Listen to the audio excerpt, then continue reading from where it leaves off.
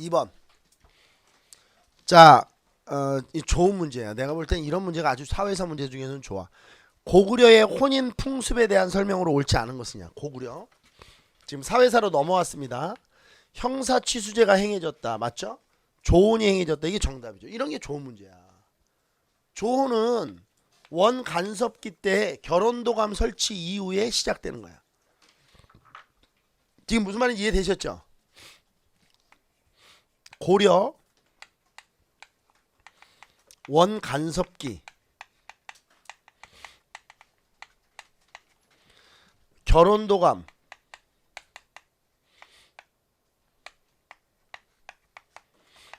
설치 이후에 조혼이 행해지는 거죠. 근데 이제 이 조혼을 하니까 원나라가 어떻게 했다고 그랬지? 좀 나이를 더 연령을 낮췄다고 그랬지. 원래 이제 16세 이하에 결혼 안 한 여자를 가져왔는데, 그러니까 이제 조혼으로 안 끌려가려니까 15세 때 결혼을 해버리는 거야. 그러니까 이제 결혼도감에서 연령을 또 15세로 낮춰. 그러니까 이제 14세로 또 낮아져. 그러니까 이제 또 결혼도감에서 14세로 징발 연령을 낮추는 거야. 그러다가 12살까지 간다. 12살까지. 그래서 이것 때문에 나온 거 있다고 그랬잖아. 제가 수업할 때 12세 여성이 이제 결혼을 하니까 성관계를 맺게 되는데, 여성의 어떤 몸이 완성되지 않은 상태에서 성관계를 맺고 이러니까 여자들이 엄청나게 죽어요. 질병에도 걸리고 막 몸 상태도 엉망이 되고. 그래가지고 이제 만들어낸 게 제가 무슨 제도라고 그랬어요. 요새 웃을 이제 꼬마신랑 제도를 만든 거예요. 그러니까 4살에서 5살짜리 어린 남편을 얻는 거지. 그러니까 5살까지는 설마 뭐 얘가 먼저 이렇게 5살까지.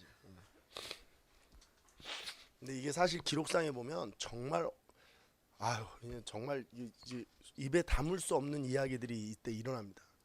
그 결혼 연령대가 낮아지면서 정말 조혼. 그래서 이게 꼬마 신랑 제도도 이때 생겨요. 이 꼬마 신랑 제도를 이제 우리나라 말로 하면 뭐라 하냐면 대릴사유제라고 돼요. 어렸을 때 데려오는 거죠.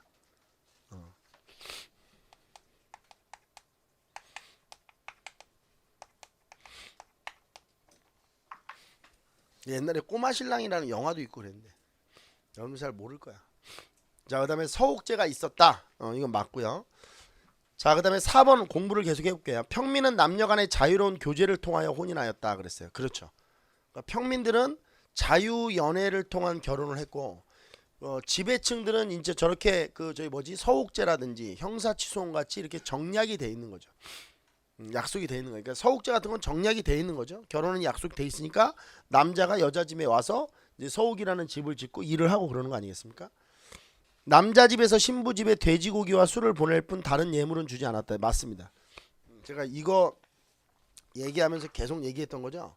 이런 좋은 풍습은 좀 지켜져야 한다. 결혼할 때 예물 주는 게 씨발 도대체 어느 나라 풍습인지 모르겠어. 나는 조선시대에도 없는 걸로 알고 있거든.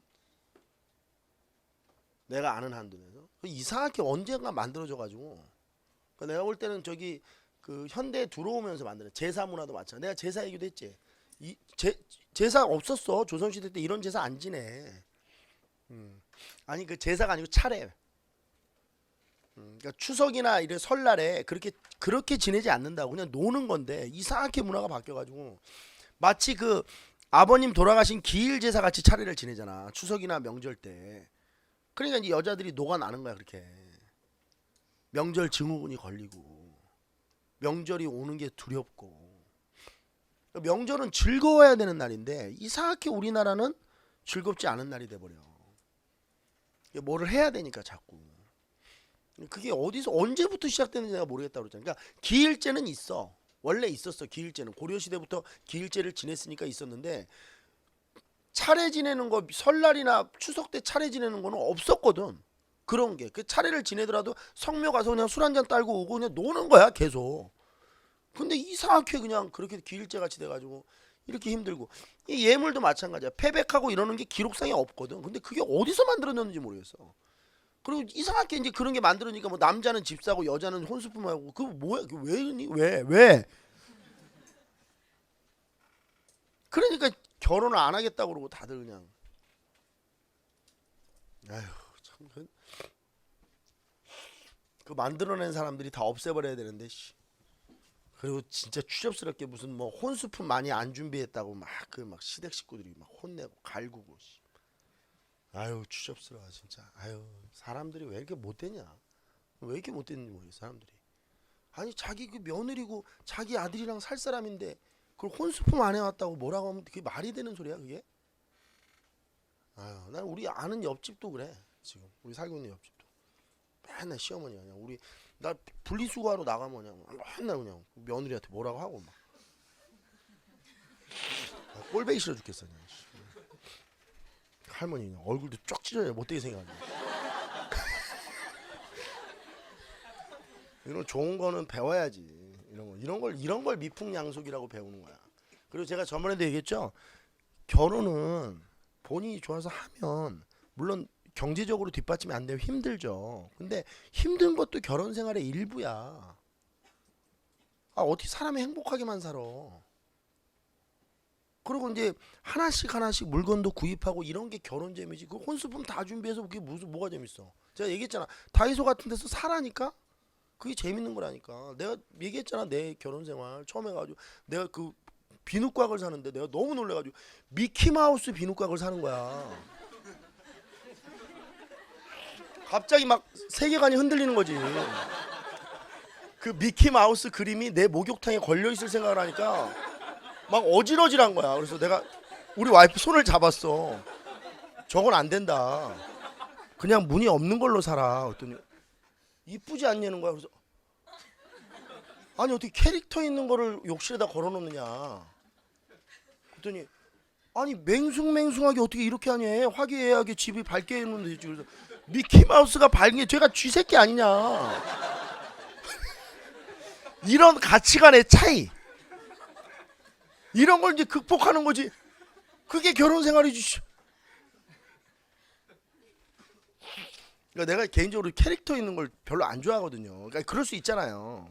난 옷도 막 이렇게 뭐 달리고 이런 거 안 좋아해요. 근데 저희 또 아내는 이렇게 레이스 달린 걸 좋아해요. 이게 뭐 이렇게 여기도 이렇게 남방도 이렇게 뭔가 이렇게 뭐가 그냥 민자는 안 돼요. 우리 아내는 그 뭐가 이렇게 달려야 돼요. 처음에 결혼해서 옷을 사는데 막 세계관이 흔들리는 거야. 막 자꾸 막 옷집만 가면 그래서 그 정말 살 거야? 막 계속 내가 물어봐요. 그러면 살려고 왔잖아. 그래서 이게 더 이쁜데 근데 이걸 어떻게 입냐? 그게 예쁜데 그런 차이를 극복해내면서 가는 거야. 아 정말 진짜 가르쳐주고 싶은 게 많아 내가. 자 3번 봅시다. 다음은 삼국시대 어느 나라의 사회 모습에 대한 내용이다. 이 나라의 지배층에 대한 설명으로 옳지 않은 것은 그랬습니다. 자 어떤 나라는 사람인지 이제 봐야 되겠네요. 이 나라 사람은 상무적인 기풍이 있어. 여기서 이제 상무적인 기풍이 있어 딱 이러면 또 이제 거구려 이러고 딱 풀면 되는 거야. 바보 멍충이 같이. 말타기와 활쏘기를 좋아하고 형법의 적용이 엄격했다. 반역한 자나 전쟁터에서 퇴각한 군사 및 살인자는 목을 베었고 도둑질한 자는 유배를 보낸과 동시에 2배를 물게 했대.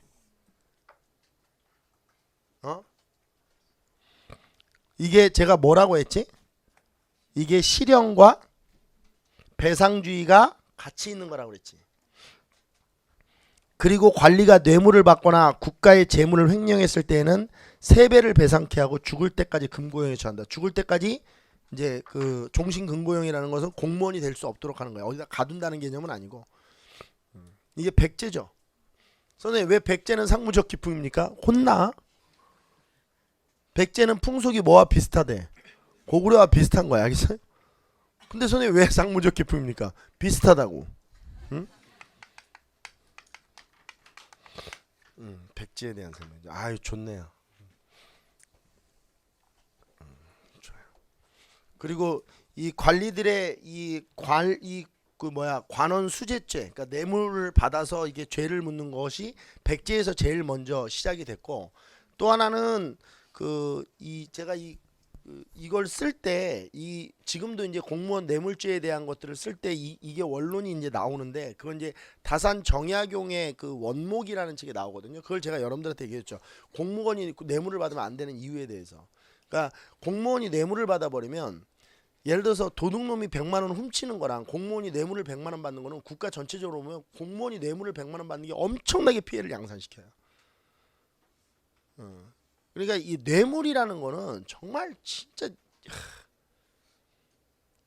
근데 사실은 뇌물을 안 받는 나라는 없거든. 그런 나라가 어디 있겠어. 없다고. 뇌물 안 받는 나라가 어디 있어. 다 조금씩 조금씩 받지. 챙겨서. 근데 정도껏 해야지. 정도껏. 이거는 고대에서부터 이거 고대 같은 경우는 사실 그 뇌물 받은 거 어떻게 추적하겠어. 뭐 계좌 추적 있는 것도 아니고. 어? 넌 얼굴이 생긴 게 받았을 것 같아. 뭐 이제 이런 거거든 사실. 그러니까 사실 이런 것들을 이제 처벌하는 법이 고대에서부터 있었다는 거는 굉장히 중요하죠. 백제입니다. 백제. 간음죄를 범할 경우 남녀 모두를 처벌했다라고 돼 있는데 남녀 모두를 처벌하면 가부장제 사회가 아니에요. 그러니까 간음을 하면 좀 이게 비유하기가 좀 그런데 하여튼 어떤 여자분이 있는데 남자랑 간음을 했어. 다른 남자랑. 근데 이 부인은 내가 남편이야. 그러면 이 내 부인이 다른 남자랑 간음을 하면 이 부인을 자기 집에 노비로 만들어요. 그리고 이 간음을 한 이 대상이 되는 남자 있죠. 이 남자는 처벌을 안 해요. 이게 가부장제 사회예요. 그러니까 남자는 되고 여자는 안 되는 거야. 그러니까 우리 흔히 하는 얘기로 이제 간통을 해도 남자는 용서해 주는 거야. 뭐 남자가 그럴 수 있지 이런 거지. 근데 여자는 안 되는 거야. 그러니까 이게 이제 가부장제 사회죠. 가부장제 사회에서는 간음한 여성만 처벌을 해요. 근데 여러분들 아시죠? 이게 좀 얘기하면 근데 얼마 전까지도 우리나라 기본적으로 법은 아닌데 인식이 다 그랬어. 요즘에 그렇게 일어나는 이유들이 다 그거야. 저 옛날 20대 30대 때 학원에 있을 때만 해도요. 비일비재했다니까. 그런 선생님들이 에이 남자들은 뭐 그럴 수 있지 막 이런 인식을 갖고 있는 거야. 그리고 이제 그런 거를 하는 남자들이 뭐 예를 들어서 학생들의 막 어깨에 손을 올리고 뭐 이렇게 하고 이러는 것들을 그냥 하는 거야. 그리고 만약에 그게 걸려서 문제가 되잖아. 그럼 학원 내 분위기도 어떠냐면 에이 그러기 실수할 수도 있지 뭐 이런 분위기야. 그게 불과 20년 전이야. 그게 오래된 얘기가 아니라고. 숙청해버려야 돼. 막 거열형 이런 거 있지. 사지를 찢어 죽이는 거. 어디 씨 손을 가르치는 학생에다 씨발 손을 대고 혼나야지 씨. 간음한 자는 간음한 여자만 처벌한대요. 성만.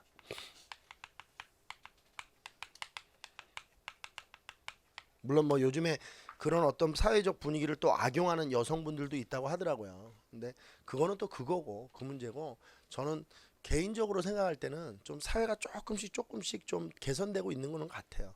그러니까 옛날에는 우리 진짜 교무실 문화도 완전히 바뀌어가지고 옛날엔 교무실에 들어가면요. 참 우리 지금 여기 윤정원 선생님 계시는데 옛날엔 제가 여기가 정진학원 건물이었거든요. 옛날 입시학원 여기 정진학원 건물이에요. 제가 20년 전에 있었던. 내가 이 학원 그만두면서 내가 침 뱉으면서 다시는 안 온다고 그랬거든. 근데 여기서 이렇게 수업을 하고 있는 거야 또. 근데 그때만 해도 교무실이 이제 어땠냐면 교무실 분위기가 이게 딱 들어가잖아요. 그러면 한 사람씩 우리 군대식으로 인사했어요. 수학 선생님 안녕하십니까? 선생님 안녕하십니까? 선생님 안녕하십니까? 선생님 안녕하십니까? 이렇게 인사했다고. 제가 그 저기 때는 그럼 선생님들이 쳐다보지도 않아. 인사도 안 받아. 이래. 안녕하십니까? 안녕하십니까? 세상이 바뀐 거지. 세상이 바뀐 거야. 지금 젊은 선생님들 들어와서 안녕하세요 이러고 들어와 그냥. 하늘 보고 안녕하세요 이렇게 막 들어온다고. 근데 그게 기분 나쁘지 않아 나는. 그 기분 나쁘다는 게 아니고 세상이 변한 걸 얘기하는 거야. 응? 김성희 선생님 같은 경우도 그래. 선생님 안녕하세요 막 이렇게 들어온단 말이야. 밝게, 응? 밝게 들어와.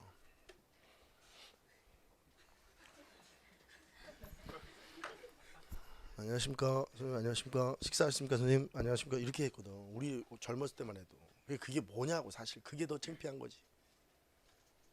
지금 문화가 나는 걸 얘기하는 거야 내가. 옛날 게 좋은 게 아니거든. 그렇게 하면 되지. 그리고 뭐 그런 게 어딨어. 뭐 위아래가 그런 게 뭐 같이 뭐 이렇게 저기 하는데, 어? 그냥 맨날 그냥 나이 들면 대우 받으려고 그냥 못된 다 보내버려야 돼. 씨. 남녀 모두를 쳐봐. 이건 아니야. 그러니까 이게 답이야. 투와 바둑 및 장기와 같은 오락을 즐겼다. 그럼 뭐 설마 뭐 스타크래프트 이런 거 했겠어? 리니지 이런 거 했겠냐고. 투하고 바둑 뛰고 장기 뛰고 그랬겠지. 중국의 고전가요. 그럼 뭐 읽었겠어? 웹툰 봤겠어? 대표적인 귀족의 성으로는 8개. 반갑다 너. 한번 나온 김에 하자. 대보세요. 진해 연백. 진씨는 근초고왕 때 왕비족으로 고정되기 시작해요. 진해 연백 삼옥협국. 나오지 않아요. 잘 나오지 않아. 근데 우리가 이제 기본 개념할 때 했던 거니까 해보는 거야. 만약에 개념할 때 이걸 안 썼으면 또 안 써줬을 거야. 개념할 때 했던 거니까 좀 자신감 얻으라고 써주는 거야. 4번부터 보죠. 2019년 서울시 7급 문제인데요. 보기에 밑줄 친 기억과 같은 신분이 있었던 국가. 그럼 지금 이거는 이 발문을 보면 뭘 찾는 거가 되는 거야? 국가만 찾으면 돼요. 다른 거 읽어볼 필요 없어. 그러니까 발문을 정확하게 이해해야 돼. 아, 이건 이 자료는 뭐만 찾는데 활용하면 되는 거야. 국가만 찾으면 그럼 이 자료는 의미가 있는 거야, 없는 거야? 없는 거지. 기능을 못 하는 거야. 이 자료를 분석하는 게 아니잖아. 대사의 법포는 무혐의로 달마대사의 10대 법선이 된다. 고조부와 증조부는 모두 조정에서는 재상, 나가서는 장수를 지내 집집에 널리 알려졌다. 아버지는 범총으로 등난이 되었다. 등난이 뭔데? 그럼 이거 다 털어버리면 육두품이 있었던 국가가 뭐야? 이건 자료가 아무런 기능을 못해. 이런 거는 버리는 거야. 갈문왕이라고 불리는 귀족이 있었어요? 있었잖아. 왕 다음가는. 이게 언제 없어져? 무열왕 때 없어지죠. 갈문왕이. 있었어. 무열왕 때 폐지되죠. 무열왕 때 갈문왕을 폐지하는 것도 어디로 가기 위해서야? 왕권을 더욱 강화시키기 위해서 그런 거죠. 무열왕 때 폐지된다. 이게 맞네. 진씨, 해씨 등 8개의 성씨가 있었던 건 뭐죠? 백제. 귀족들이 정사함에 모여 회의를. 백제. 최고 귀족인 왕족과 왕비족은 고추가로 불렸다. 고구려. 고추가. 높고 높은 고추가. 재미없다 이 문제는. 5번 2017년 지방직 구급 문제예요. 밑줄 친 인물들이 속한 신분층. 그러면 이 자료는 읽고 뭐만 찾으면 되는 거야? 신분만 찾는 거야. 다른 거 찾지 말고. 진덕여왕 2년 김춘추. 김춘추 신분이 뭐야? 진골 아니야? 최초의 진골 출신의 왕이잖아. 김춘추가 돌아오는 길에 고구려의 순라병을 만났는데 종자인 옹군회가 대신 피살되었고 그는 무사히 신라로 귀국했다. 마침 알천에 물이 불어 김주원이 왕궁으로 건너오지 못하니 상대등 김경신이 왕위에 올랐다. 이게 다 진골들 아니야? 그렇죠? 이 김경신이 뭐가 됐어? 이 사람이 원성왕 아니야? 아버지 김주원이가 왕이 되지 못한 거에 불만을 품는 거야. 그 나중에 헌동왕 때 이 김주원의 아들 김원창이가 난을 일으키는 거 아니야?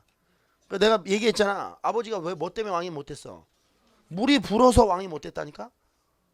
비가 와가지고. 그러니까 이게 아들로서는 납득이 안 되는 거라고 그랬잖아. 정리를 해보면 이건 진골에 대해서 묻는 거야. 진골. 나라가 아니고 진골. 그럼 문제 털어. 진골에 대한 설명으로 옳은 것. 관등과 상관없이 특정 색깔의 관복을 입었다. 아니야. 관등에 따라 관복 색깔은 정해지는 거야. 진골이라고 무조건 자색 입는 거 아니죠? 진골도 만약에 17등급 조위부터 시작을 하면 맨 처음에 뭐를 입는 거야? 황색을 입는 거지. 어떻게 특정 관복의 색깔만 입어? 골품제의 모순을 왜 비판합니까? 진골이. 죄를 지으면 이것도 재밌네. 귀향시키는 형벌은 고려의 귀족들에게만 적용되는 거야. 그러니까 시대도 딱 어디에만 고려. 그다음에 신분은 딱 어디에만 귀족들만 적용. 그러니까 고려 시대 때 평민들에게는 이게 적용이 돼 안 돼? 안 되죠. 고려의 귀족에게만 적용돼. 귀족에게만 적용되는. 고려의 귀족에게만 적용된다. 이것도 우리가 고려 사회사 할 때 열심히 했던 것 같아. 당연히 장관직에 오를 수 있겠지. 얘네들이 장관직에 안 오르면 누가 오르겠어. 중앙정관부와 지방행정조직의 장관 오를 수 있겠죠. 이 중앙관부의 장관을 이제 중시령 이렇게 얘기해요. 중시령. 그 다음에 지방행정조직의 장관을 우리가 뭐 도독 이렇게 보면 되지. 그죠? 도독이나 중시령에 오를 수 있는 사람들은 누구다? 이 중앙관부의 차관급 인사들을 뭐라고 하지? 시랑, 경. 시랑, 경은 누구도 오를 수 있어. 육두품들도 오를 수 있지. 물론 진골도 당연히 오를 수 있고. 자, 그 다음에 넘어갑니다. 6번. 다음 자료에 나타난 통일신라 시대의 신분층과 연관된 설명으로 옳은 것. 그들의 집, 이거 사료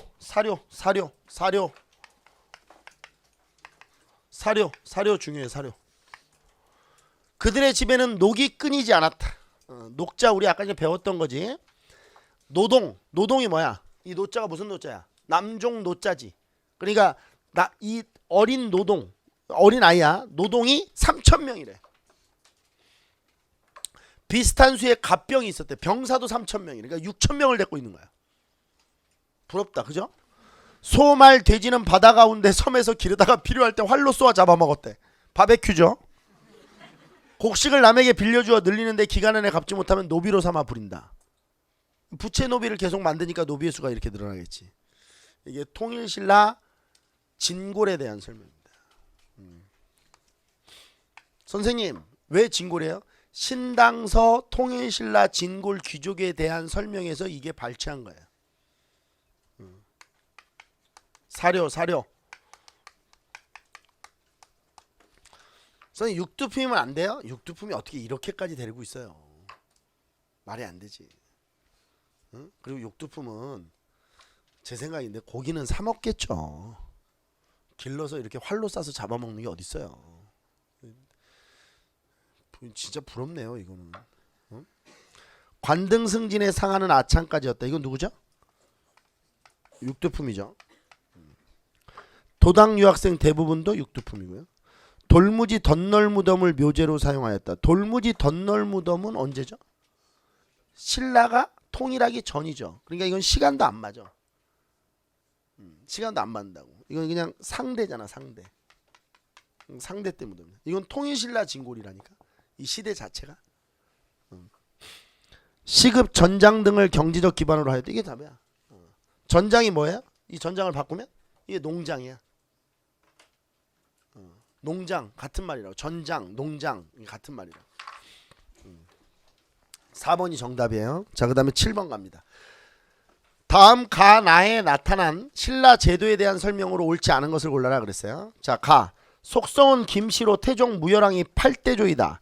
할아버지 주천의 골품은 진골이고 아버지는 범청으로 골품이 진골에서 한 등급 떨어져 등난이 되었다. 지금 사람 찾는 것도 아니고 아무것도 아니야. 뭐 찾는 거야?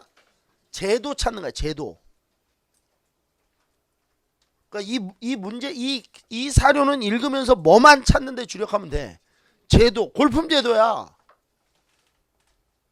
채치호는 낭랑비 서문에 우리나라에는 현묘한도가 있으니 풍류라 일컫는다. 실로 이는 삼교를 포함하고 중생을 교화한다 라고 돼 있어. 이건 뭔데?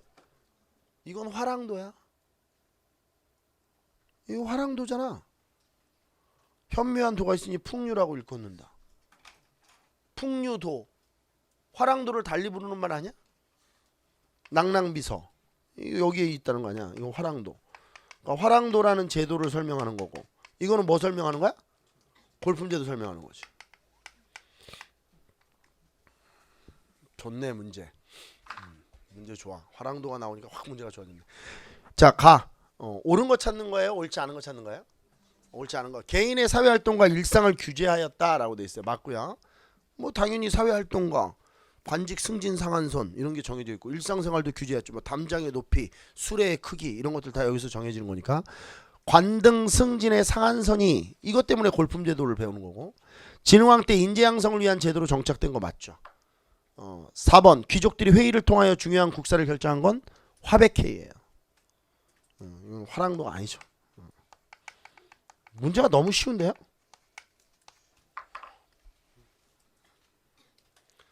자 다음 8번. 다음은 신라의 관등제와 골품제의 관계를 나타낸 것인데 이에 대한 설명으로 옳은 걸 찾으래요. 자 여기 한번 보죠. 제가 매번 수업할 때 얘기하는 건데 자 한번 따라해봐요. 이벌찬. 자 뱉으세요. 이벌찬, 이찬, 잡찬, 파진찬, 대하찬, 아찬, 일길찬, 사찬, 급벌찬, 대나마, 남아, 대사, 사지, 길사, 대오, 소, 조이. 자 외우시라는 게 아니고요. 한번 뱉어보라는 거예요. 근데 이게 지금 17관등이죠. 몇 관등? 자 이 이벌찬, 이찬 이런 것들은 제 말 잘 들으세요. 관등이에요? 관직이에요? 관등이죠. 관직이 아니에요.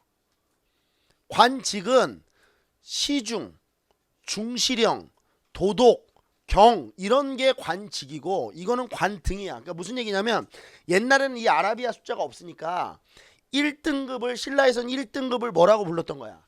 이벌찬이라고 불렀던 거야. 관직이 아니고. 그러면 이벌찬에 해당하는 뭐가 있겠어? 관직이 있겠지. 이벌찬에 해당하는 관직이 뭘 것 같아? 시중이겠지. 시중 당연히. 당연히 시중이 이벌찬이겠죠. 그러니까 관등이라는 개념과 관직이라는 개념을 좀 구분하셔야 되고 여기 자비청왕은 뭐 이렇게 연결하면 되고 이게 골품은 뭐 진골, 육두품, 오두품, 사두품일 테니까. 응? 근데 이 막대 그래프가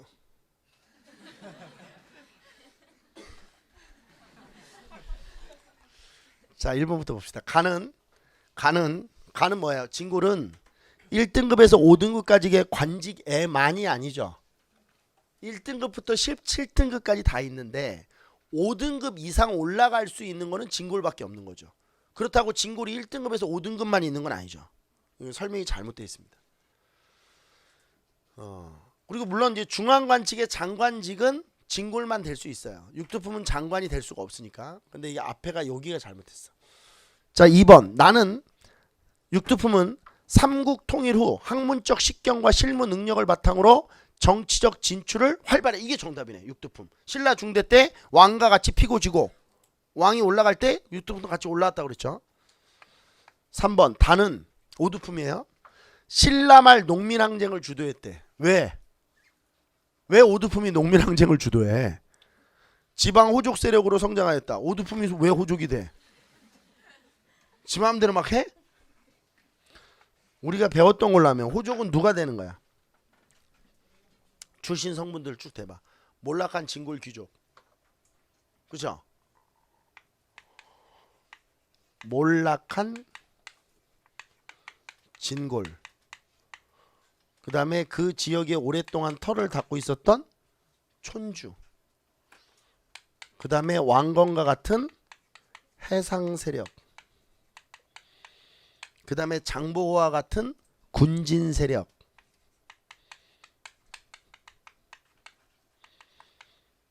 그 다음에 견훤, 뭐 궁예 이런 애들도 다 마찬가지인데 기헌, 양길 이런 애들 초적. 얘네들은 신라에서는 초적으로 보는 거지. 이런 애들이 호족이 되는 거야. 오두품이 되는 게 아니고. 그 다음에 4번 라는 삼국 통일 후 라는 몇 두품인데? 사두품인데 삼국 통일 후 골품으로서의 실질적 의미를 잃고 평민과 동등하게 간주된 거는 3두품에서 1두품이 이렇게 되지. 사두품은 그래도 존재를 합니다. 3두품 1두품이 없어져 버리죠. 정답은 2번이 정답입니다.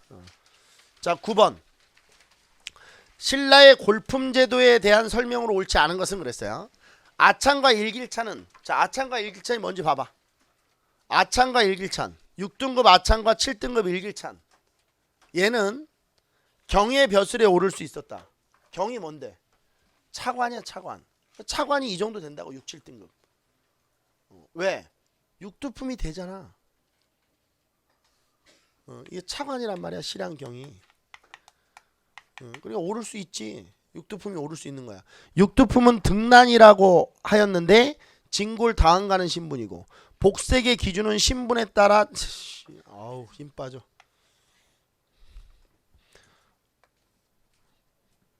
갑자기 최승모가 막 욕할 것 같지 않아? 그렇죠. 광종 때 고려. 고려 광종 때 사색 공부. 4번 가옥의 규모와 장식물, 수레 등 신라인의 일상생활까지 규제하는 기준이 되었다. 맞죠? 정답은 3번이 말이 안 됩니다. 자, 그 다음에 넘어가요. 14번으로 쭉 넘어갑니다. 다 똑같은 문제예요. 나중에 풀어보시면 돼요. 2013년 지방직 7급 문제입니다. 통일신라 시대 농민의 생활상에 대한 설명을 옳지 않은 것은? 제가 아까 연습한 거 여기다 일단 밑줄 딱 긋는 거야. 알겠어요? 국사 문제는 발문이나 자료에 시대가 딱 들어가 있다. 그러면 무조건 거기부터 민주를 긋는 거야. 옳지 않은 것, 옳은 것 이런 거 찾는 게 아니야. 딱 일단 시대가 들어가면 무조건 거기다 밑줄 긋는 거야. 향이나 옳지 않은 거 찾는 거야. 향이나 부곡에서 생활하는 농민들도 있었다. 맞죠? 향 부곡이 있죠. 여기에 소 들어가면 돼, 안 돼? 안 되지. 그러니까 딱 이거 걸리는 거야. 통일신라에. 연수유 전답이나 관모 전답을 경작하기도 했지. 이거는 다 어떻게 하는 토지라고 그랬지? 이거는 자신의 정전이라고 보면 되고 이거는 공동 경작하는 거고. 그러니까 경작은 다 하는 거지. 그렇죠? 지방의 농민들은 보통 촌이라고 하는 말단 행정구역에 편입되어 있었다. 당연하지. 그럼 어디에 편입되어 있겠어? 쌀, 보리 등의 공유 작물 외에도 모시, 목화 등의 의류 작물 이게 딱 걸리는 거야. 시기에. 딱 목화 이렇게 나온 거지. 이건 문익점이 가져온 거야. 공민왕 때.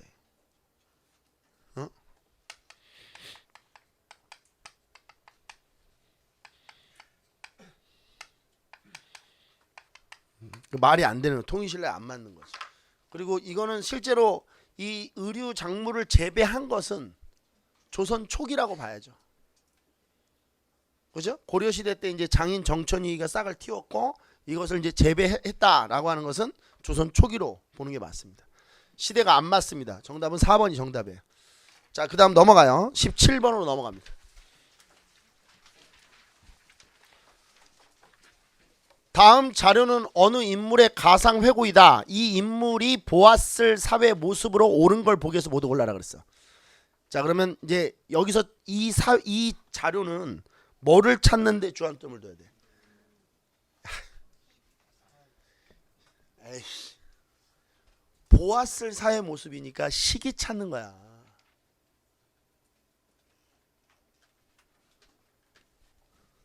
이게 중요한 거 아니야?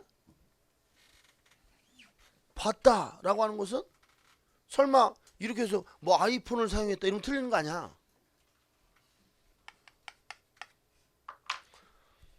나는 13세 때 당나라로 유학을 떠났어. 당나라에서 왜 반말해?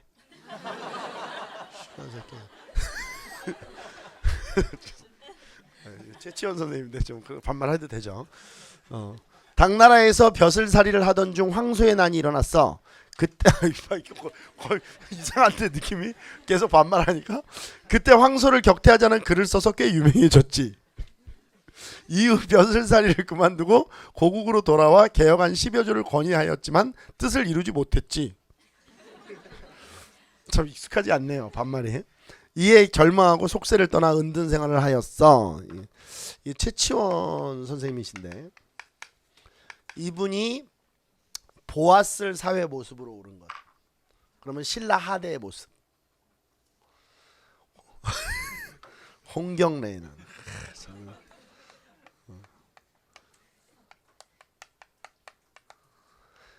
조선 순조 때죠. 병란도 이거는 고려죠. 재밌네요 문제. 그죠? 썬동반도의 신라원에 도착한 이건 있죠. 그렇죠? 신라원, 신라방, 신라관 이런 거 있죠. 신라소 이런 것들. 빈공과 합격을 위해 당에서 공부하는 신라 유학생 맞죠? 정답은 디귿과 리을이 정답이네. 자, 자료 어떻게 이해해야 되는지 알죠? 보았을 그러면 아 이거 시간이구나 이렇게 찾아요. 시간. 그 다음에 18번 볼게요. 발해의 사회 모습에 대한 설명으로 가장 옳지 않은 것은 그랬어요. 2019년 문제입니다. 발해의 사회 모습이에요. 이거는 어디에 이제 주목하면 되는 거야. 딱 발해에 주목하면 되는 거죠. 그잖아. 그럼 여기 이제 발해가 아닌 게 들어가 있을 거 아니야. 주민은 고구려 유민과 말갈인으로 구성되었다라고 돼 있어. 중앙 문화는 고구려 문화를 바탕으로 당해 문화가 가미된 형태고, 당, 신라, 거란, 일본 등과 무역하는데 대신라 무역의 비중이 컸다? 이건 말이 안 돼. 무조건 어디의 비중이 가장 커? 그렇죠. 대당 무역의 비중이 가장 큰 거지. 신라 무역 비중이 크지가 않죠. 그래서 발해, 관 이런 것도 있는 거 아니야? 정답. 기억나는지 봐봐. 조공도, 영주도, 해로, 육로 두 개가 있죠. 신라도, 거란도, 일본도. 기억나세요? 안 나는 것 같은데?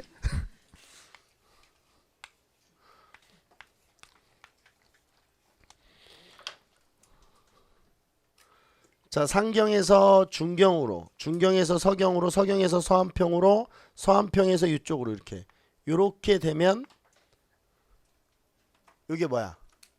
이게 조공도지. 여기 노란 게 조공도야. 이건 이제 당과 발해가 무역하는 해상 무역로지. 여기에 뭐가 있고, 여기에 문왕 때 뭐가 설치됐지? 발해관. 발해관은 누가 묵는 숙소야? 발해 사신이 묵는 숙소죠. 그리고 이제 영주도를 보면, 영주도를 보면 일로 가는 경우도 있고, 자, 일로 가서 요렇게 부엽으로 가서 이렇게 들어가는 거야. 요게 이제 영주도야. 영주도. 이걸 다른 걸로 해야지. 이렇게.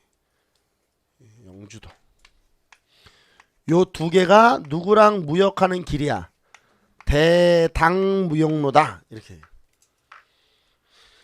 그 다음에 신라는 어떻게 되지? 여기 상경에서 동경으로 가서 이렇게 남경으로 가서 이렇게 들어가는 신라도. 이건 신라도. 이건 신라도야. 그 다음에 일본도는 요렇게 가서 요렇게 들어가면 일본도고. 일본도시. 그 다음에 거란도는 요렇게 가면 돼. 그냥 거란으로. 거란도잖아. 뭐 부여부를 거쳐도 되고 그냥 이렇게 가도 되고. 거란도. 지금 이 얘기하는 거야? 이거 3번. 3번이 정답입니다. 4번 유학교육기관인 주자감을 설치하여 귀족자제에게 유교 경전을 가르쳤다. 주자감 맞죠? 주자감은 발해의 중앙교육기관입니다. 맞습니다. 자, 마지막 갑니다. 19번 18번 경찰직 3차 문제네. 이게 경찰 추가 채용 때. 자, 19번 밑줄 친 나라에 대한 설명으로 가장 적절한 걸 찾는 겁니다. 그 나라는 사방 2000리에 이른다. 주와 현 및 객사와 역참이 없고 곳곳에 촌락이 있는데 모두 말갈부락이다. 발해. 뭐라고요? 사료 잘 보셔야 돼. 사료. 이건 발해를, 이 유치국사가 이게 일본 역사서거든요. 발해. 그 백성은 말갈이 많고 뭐가 적다? 토인이 적다. 여기서 토인은 누구야? 고구려인 얘기야. 자, 한번 보죠. 대가들은 호칭에 소, 말, 소, 돼지, 개 등 가축의 이름을 붙인 거는 뭐야? 부여죠. 민며느리 제도라는 제도는 옥죠. 왕족과 귀족을 돌무지 덧널 무덤에 장사 지낸 건 신라. 고구려 유민이 촌장이 되어 지방, 이제 이 부분도 되게 웃긴데, 선생님 촌장은 말갈이 되는 거 아니? 말갈족이 촌장이 되는 경우도 있죠. 지배층에 편입하는 경우도. 근데 대부분의 촌장은 누가 하겠어요? 당연히 고구려인이 하겠죠. 근데 말갈인이 되는 경우도 있죠. 말갈인을 임명하는 경우도 있다.